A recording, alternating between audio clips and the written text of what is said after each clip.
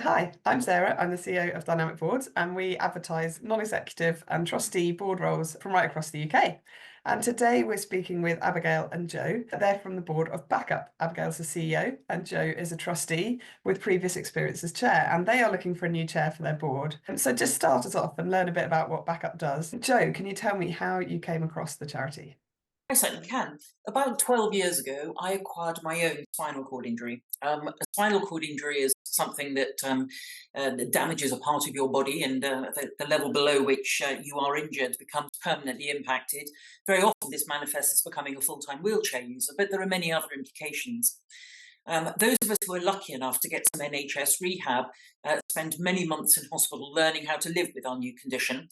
And it was there that I first came across these bright orange, smiley, happy people called Backup who came down initially to give wheelchair skills. Now, that might sound a bit weird, but wheelchair skills are incredibly important. If you don't know how to use a wheelchair, you'll never leave your house. And anybody who doesn't leave their house really doesn't lead a full life. And Backup's whole raison d'etre is to help people with a life changing injury have the confidence and the competence to lead a full life again. That's what we exist to do. So yeah, first time round, I met them in hospital. When I was discharged from hospital, I was persuaded by one of the Backup outreach people to sign up for an activity course, which basically involved driving down to Exmoor and then being sort of thrown off mountains in a wheelchair, abseiling, kayaking, horse riding, swimming, Amazing. hill walking, unbelievable stuff. And my kids, when I got home, the kids said they felt they got their old mum back. Oh, This course was absolutely life-changing because what it did was to stretch my view about what my capabilities were again. It hasn't made me a professional abseiler, but it did make me realise I could go to Tesco on my own, I could do the school run on my own, I could go off on holiday on my own. Backup transforms lives. It transformed mine, and I, along with most of the rest of our trustees, are absolutely passionate about what it does and want to see it thrive. wow, Joe, you couldn't have a better introduction than that. Thank you. Abigail, do you want to add anything on what Backup does? Yeah, absolutely. So once every 4 hours on average, somebody in the UK sustains a spinal cord injury. And overnight, every aspect of your life can change. And Backup is here to give people the practical skills that they need. And Jay talked about our wheelchair skills and some of our multi activity courses that we offer, but also crucially, the confidence to live a full life again. And another service that Backup offers is our mentoring service, and that's where we match somebody who's got a spinal cord injury and has been injured for a longer period of time with somebody who's more newly injured to give them, again, the confidence to live life in the way that they want to and things that matter to those individuals.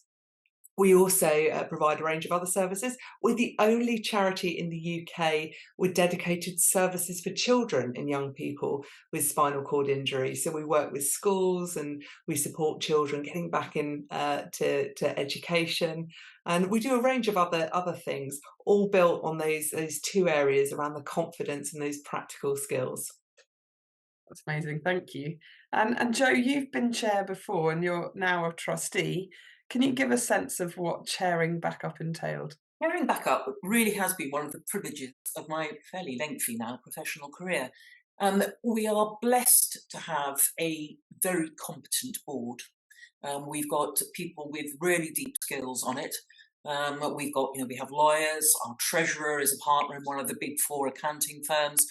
So the new chair doesn't have to worry that they've got to be, a superhero in every respect. They really haven't. What they do need to have is the confidence to lead a very competent board, and to ensure that it remains collaborative, to ensure that it remains ambitious for Backup. And we do have big ambitions. We're just coming towards the end of our 5-year strategy period. I hope I wouldn't be jinxing anything to say that I think we're going to hit every one of our targets, which is quite extraordinary. Oh, well Um, done. the timing of a new chair's appointment will coincide very well with them being able to contribute and be part of the process, which we have started, but it's a long process putting together the next strategy. We take it very seriously. So the other thing that we've got is a fantastically competent leadership team, the senior management team under Abigail's leadership. Abigail does a fabulous job. That doesn't sort of, spare her blushes on that. I was going to say, you make me blush, Jo. Yeah, well, here we go. Here's a public annual appraisal. She does a wonderful job. And the job of the chair, again, is to make sure that the huge talent and competence that we have in the leadership team and the competence we have on the board are blended together in a way that respects the different roles. Clearly, one is there to deliver operational excellence, the other is there to provide oversight and strategic support. But in the ideal world, we blend seamlessly together, we share a lot, whilst recognising each other's remit. And I think that's really important, the whole sort of collaborative nature. And I do sort of keep banging on about the competence of everybody. Sometimes to lead a board like that, you've got to have the confidence to know that it's okay, you're not the expert in everything, but you've got competent people around you. And that requires, I think, just that little bit of confidence that normally comes with very relevant experience. Hence the fact we're looking for somebody who's been an experienced trustee. If they've been a chair before, that's great. I don't think that's essential. But certainly would want them to have been part of a really, dynamic and delivering board of trustees before. Thank you, Jo. And Abigail, could you add a bit to that of what are these key criteria for this new chair? So as our essential criteria, we do think it's really important to have knowledge of spinal cord injury. So what does that mean? That could be somebody who's got spinal cord injury themselves. It might be somebody who is a family member of somebody with spinal cord injury, or perhaps you're somebody that's working in the spinal cord injury sector, in the NHS, and you have knowledge of what it's like to have a spinal cord injury. So that's firstly. The second one is, as Jo said, somebody who has experience of being a trustee, understands what it means to be on a board. We are a very collaborative board, very collaborative organisation. So just understanding that these dynamics and will be really helpful to any candidates. And then the third essential area we're looking at is the knowledge and understanding of charity governance. So that's things like the chair's compass, the charity governance code, the essential trustee, all things that I would imagine would be familiar to people that have been trustees previously. And I know you've said that training's available as well, so you'd be able to support someone on that journey if they feel like they're a little bit earlier on in their being quite ready for chair. Would that be the case?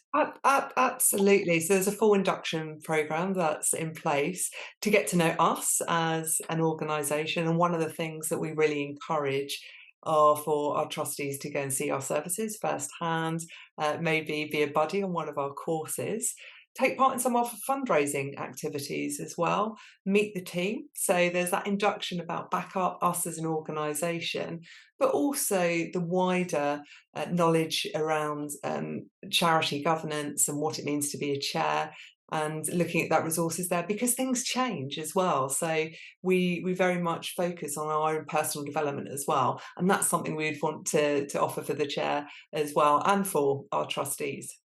It's brilliant. And can you give us a sense of sort of when and where are those board meetings? How would that work?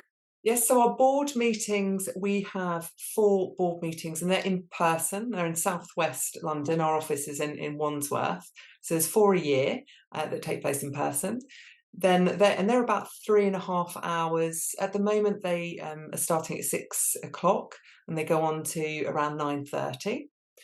Then we have a away day. That's usually 1 or 2 a year.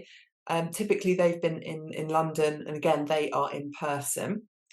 And then there are committee meetings. So we have different committees. And so for the new chair, we would work with them to work out which committees that they would want to go on. They're typically a couple of hours long, and they are online. So they're the formal meetings that are there. then there's the work beforehand, and that would be working with me to just thinking about what's on the agenda, what are the important things that we need to be discussing, what do we want from the board. And as Joe said, we're just about to embark, and we haven't started the journey on our 25-30 strategy, so we'll be doing some work around that. And then there's just regular catch-ups with me to just see how things are going with the charity, and just keep updated. Joe, have I missed anything there?